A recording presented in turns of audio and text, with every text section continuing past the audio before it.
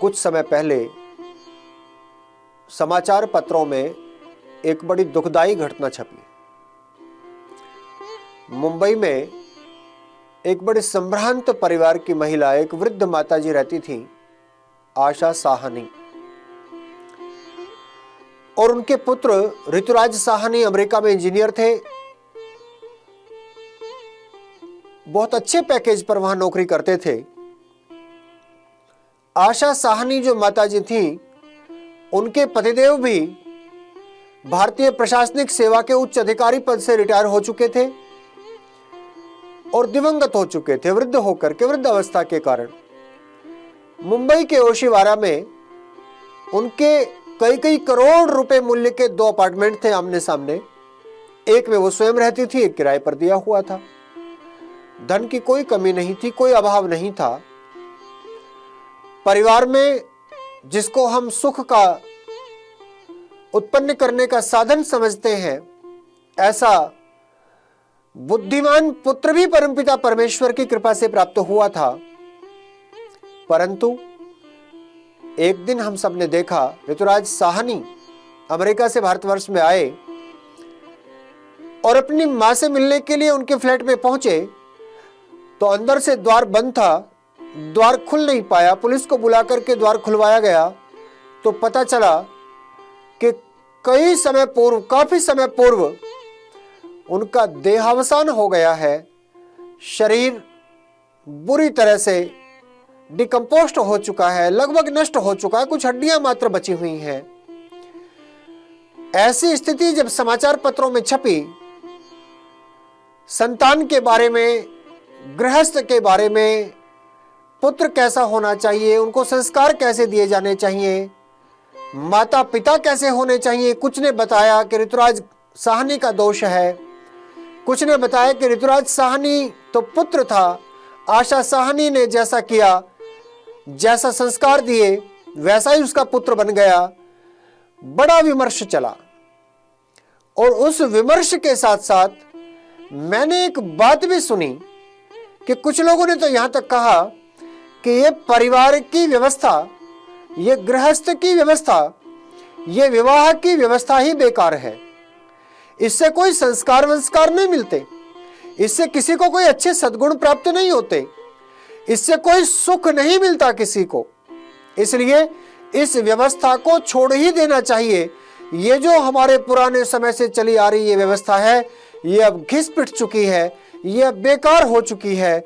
इस व्यवस्था को छोड़कर अब हमें नई व्यवस्थाओं की ओर चलना चाहिए। हम क्यों गृहस्थ में प्रवेश करें, हम क्यों बंधन में बंधे, हम क्यों पति पत्नी के रूप में रहें, हम क्यों संतानों को जन्म दें, हम क्यों उनका पालन पोषण करें, हम क्यों इतने कष्ट को सहन करें। क्या गृहस्थ में सुख मिल सकता है? आखिर बात इस प्रश्न पर आकर के अटक गई और मुझसे पूछा गया कि क्या गृहस्थ में सुख प्राप्त हो सकता है। मैंने वेद के एक मंत्र का उदाहरण देते हुए कहा कि संसार की सबसे पुरानी पुस्तक वेद में यह कहा गया है कि यदि गृहस्थ में प्रवेश करने वाला व्यक्ति गृहस्थ के इन नियमों का पालन करे तो गृहस्थ में निसंदेह सुख प्राप्त हो सकता है, और सामान्य सुख नहीं। कल्याणम तत्र वै ध्रुवम, वहां ध्रुव अर्थात अटल कल्याण भोगने को मिल सकता है, प्राप्त हो सकता है। वो कौन से नियम है? गृहस्थ आश्रम में प्रवेश करते समय जो यज्ञ रचाया जाता है, जो विवाह संस्कार किया जाता है, उस विवाह संस्कार में जो जो बातें बताई जाती हैं, उन्हीं बातों को हम गृहस्थ के नियम भी कहते हैं। सामान्यतः वैसे तो बहुत सारी बातें हैं, परंतु सामान्यतः उनको 3 भागों में बांटा गया है। पहला है देव पूजन, दूसरा है संगतिकरण और तीसरा है दान। जी हां, आप सोच रहे होंगे कि ये बात तो हमने बहुत बार यज्ञ शब्द की व्याख्या में सुनी है कि यज्ञ के 3 अंग होते हैं, देव पूजन, संगतिकरण और दान। इनका गृहस्थ से क्या लेना देना है? मैंने जैसा विचार किया, मुझे ऐसा लगा कि ये गृहस्थ की पूरी विधि, विवाह संस्कार की पूरी विधि, इसको यदि 3 भागों में बांटा जाए तो ये ज्यादा उपयोगी है। यानी कि ये जो हमें समझाने के लिए इतनी लंबी, इतने लंबे समय की विधि बनाई है, इसके द्वारा हमारे ऋषि मुनि, हमारे महर्षि, हमारे उपदेशक, हमारे विद्वान लोग हमें ये बताना चाहते हैं कि जो सामान्य यज्ञ हम कर रहे हैं, जो हवन हम कर रहे हैं, यदि इसको हम अपने जीवन का अंग बना लें, इसको हम अपने गृहस्थ में धारण कर लें, तो गृहस्थ सुख का साधन बन सकता है, और यदि ना अपनाएं तो गृहस्थ दुखदाई बन सकता है। आप विश्वास करें, यदि आप अपने आसपास के हजारों लोगों को देखें तो उनमें से बहुत सारे लोग गृहस्थ में सुखी मिलेंगे और बहुत सारे लोग आपको हो सकता है दुखी भी मिले। जो दुखी मिलेंगे उनमें आपको इन 3 वस्तुओं का अभाव दिखाई पड़ेगा। ये सुनने में थोड़ी कठिन लगती हैं, मैंने इनको सरलीकरण करने के लिए, सरल करने के लिए इन शब्दों को थोड़ा सा परिवर्तित कर दिया है, गृहस्थ के अनुकूल कर दिया है। यज्ञ का पहला अंग है देव पूजन। इस देव पूजन को यदि आप सामान्य एक शब्द में कहें तो सम्मान कहा जा सकता है। सम्मान कहा जा सकता है, एक दूसरे का आदर करना, एक दूसरे की इज्जत करना, एक दूसरे का रेस्पेक्ट करना, ये गृहस्थ का पहला अंग है। जब विवाह की वेदी पर वर और वधू आने वाले हैं, एक कल्पना, आचार्य के पास उनके माता पिता आकर के कहते हैं, आचार्य जी हमारे पुत्र और हमारी पुत्री का विवाह संस्कार आप संपन्न कराइए। आचार्य कहते हैं, क्या वो विवाह संस्कार कराने के योग्य हैं? क्या वो गृहस्थ में प्रवेश करने के योग्य हैं? वर और वधू के माता पिता कहते हैं कि हमने तो अच्छे प्रकार से परीक्षा कर ली है कि वो गृहस्थ में प्रवेश के योग्य हैं, परंतु आप बताइए और परीक्षा कैसे करें? तो आचार्य कहते हैं कि इस वेदी पर आने से पहले दोनों गृहस्थ में प्रवेश करने का जो प्रथम नियम है उसकी प्रतिज्ञा कर लेवे। अर्थात वधू कहे कि मैं आज से आपका सम्मान किया करूंगी और वर कहे कि मैं आज से आपका सम्मान किया करूंगा। और इसी बात के लिए विवाह की वेदी पर आने से पहले दोनों एक दूसरे के गले में पुष्प मालाएं पहनाकर एक दूसरे के सम्मान की प्रतिज्ञा सभी के समक्ष करते हैं। ये मेरी कल्पना है, लेकिन सुंदर कल्पना है। मानो ये वरमाला की परंपरा चलाई ही इसलिए है कि हे वर और हे वधू, यदि तुम गृहस्थ में प्रवेश करने के इच्छुक हो तो पहले एक बात को अच्छी प्रकार से कान खोलकर सुन लो, एक बात को अच्छी प्रकार से समझ लो कि इस गृहस्थ में यदि सुख पाना चाहो तो एक दूसरे का सम्मान करना सीख लो।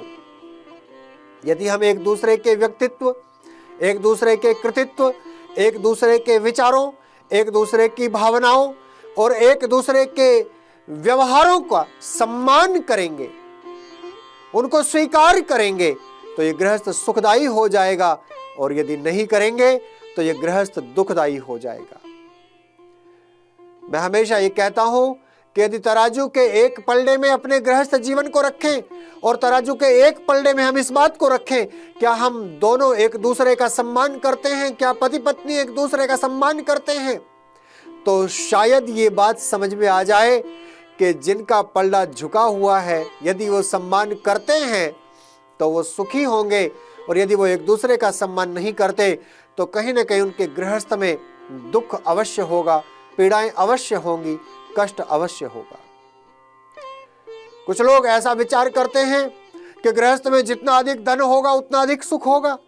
कुछ लोग ऐसा विचार करते हैं गृहस्थ में जितनी अधिक संतानें होंगी उतना अधिक सुख होगा। कुछ लोग ऐसा विचार करते हैं गृहस्थ में जितना बड़ा मकान होगा उतना बड़ा सुख होगा। लेकिन नहीं, गृहस्थ में मकान होने से भी थोड़ा सुख मिलता है, संतानों के होने से भी थोड़ा सुख मिलता है, धन के साधनों के होने से भी थोड़ा सुख मिलता है, लेकिन जो सुख एक दूसरे के सम्मान से मिलता है वैसा सुख और किसी भी वस्तु से प्राप्त नहीं होता। इसलिए तो हमारे स्मृतिकारों ने कहा, संतुष्टो भार्यया भर्ता भर्त्रा भार्या तथैव च यस्मिन्नेव कुले नित्यम कल्याणम तत्र वै ध्रुवम। अर्थात जहां पत्नी पति का सम्मान करने वाली है और पति पत्नी का सम्मान करने वाला है, जहां दोनों एक दूसरे का सम्मान करने वाले हैं, उसी परिवार में अटल कल्याण होता है, अक्षय सुख और आनंद की प्राप्ति होती है। यही गृहस्थ में सुख पाने का मूल है। आचार्य सत्यानंद वेदवागीश जी के श्रीमुख से मैंने एक कथा सुनी। काल्पनिक है लेकिन समझने के लिए बड़ी सुंदर है। एक कथा सुनी और कथा यह थी कि गुरुकुल का विद्यार्थी, गुरुकुलों में पहले भोजन में नमक आदि नहीं मिला करता था। मैं भी जब गुरुकुल में पढ़ता था तो भोजन में नमक नहीं मिलता था। 2-3 वर्षों तक मैंने भी बिना नमक का भोजन किया। गुरुकुल कानपुर में नमक मिलता नहीं था, रखा रहता था हालांकि, परंतु भोजन में नहीं डलता था। तो हम सबका अभ्यास ही ऐसा बन गया कि बिना नमक के ही भोजन करने लग गए। तो गुरुकुल का विद्यार्थी जो नमक भी ना खाता हो तो मिर्च कैसे खाएगा, मसाले कहां से खाएगा, लहसुन प्याज कहां से खाएगा। तो ऐसा गुरुकुल से पढ़ा हुआ विद्यार्थी अपने घर पे आया। उनकी माताश्री को सारी बातें पता थी। माँ उनके लिए वैसा ही भोजन निकाल करके रख देती। वो भोजन करते, उनकी नौकरी लग गई, सरकारी अध्यापक बन गए। घर से कुछ दूर उनकी स्थिति हुई, जहां पर वो नौकरी में पोस्टिंग उनको मिली, वहां वो स्वयं भोजन बनाया करते थे। तो अपना भोजन वैसा ही बनाते रहे जैसा अभ्यास था। कालांतर में उनका विवाह हो गया। विवाह हो गया, जब तक घर में रहे तब तक माताजी ध्यान रखती रही। उसके बाद वधू को अपने साथ लिवा करके जहां नौकरी करते थे वहां पर ले आए और उनकी धर्मपत्नी ने अपने पतिदेव के लिए पहली बार सायंकाल भोजन बनाया। भोजन बनाया तो जब भोजन स्वादिष्ट बनाना होता है, क्योंकि घटना राजस्थान की है, तो मिर्च मसालों का प्रयोग भी खूब अच्छा होता है, तैलीय पदार्थों का प्रयोग भी खूब अच्छा होता है। खूब घी डाल करके, खूब मिर्च मसाले डाल करके खूब अच्छा भोजन बनाया और भोजन बना करके पतिदेव के सामने परोसा। दोनों पति पत्नी मिलकर के खाने के लिए बैठ गए। जब भोजन करने लगे तो पति ने एक टुकड़ा उठाया, मुंह में डाला। पत्नी तो आराम से भोजन कर रही है, लेकिन पतिदेव के गले से नीचे नहीं उतर रहा, क्योंकि मुंह में मिर्च लग रही है, नमक के कारण से कड़वा लग रहा है, भोजन किया नहीं जा रहा। और जब ऐसी स्थिति हो जाए, जब मुंह से व्यक्ति कुछ ना कहे, जब भोजन करना ही पड़े, तो आंखों से आंसू बहने लगते। तो उसकी आंखों से भी आंसू बहने लगे। पत्नी ने पूछा, क्या बात है? तो बात को टाल दिया, कुछ समझ में नहीं आई।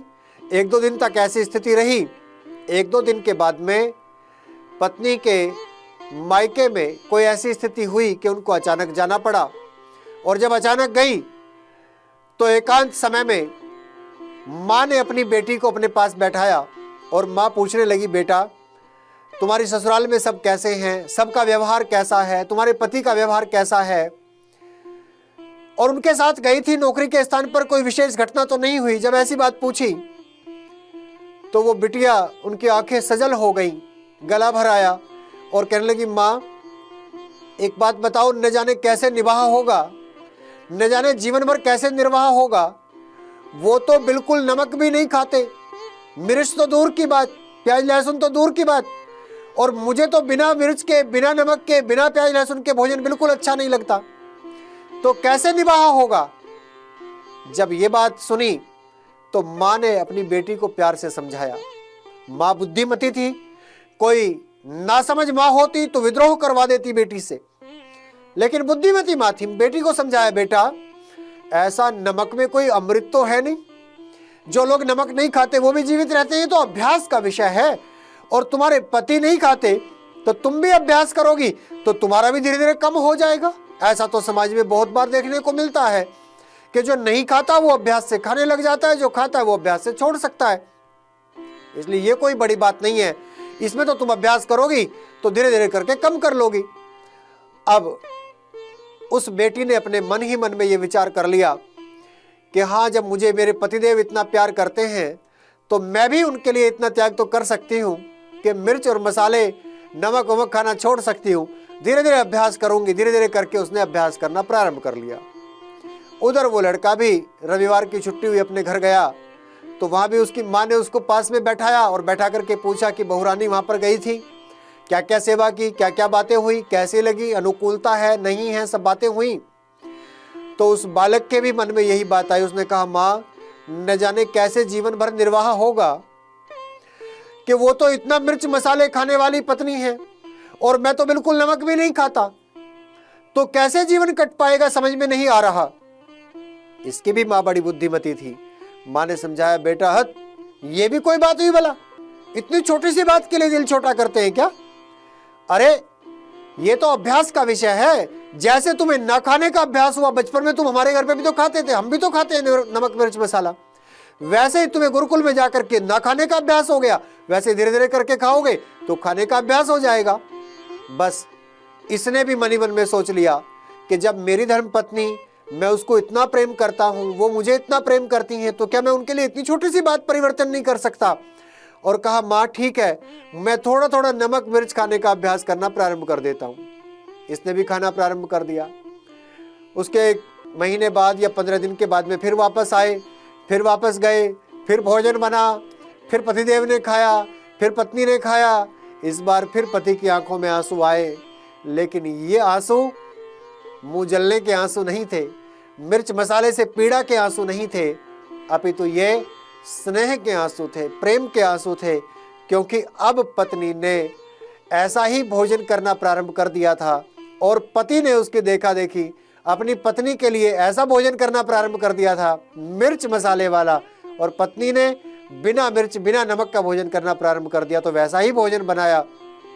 ऐसे ही यदि पति पत्नी एक दूसरे का सम्मान करें, एक दूसरे की भावनाओं का सम्मान करें, एक दूसरे के प्रति प्रेम पूर्वक बर्ताव करें, तो गृहस्थ सुखदायी हो सकता है।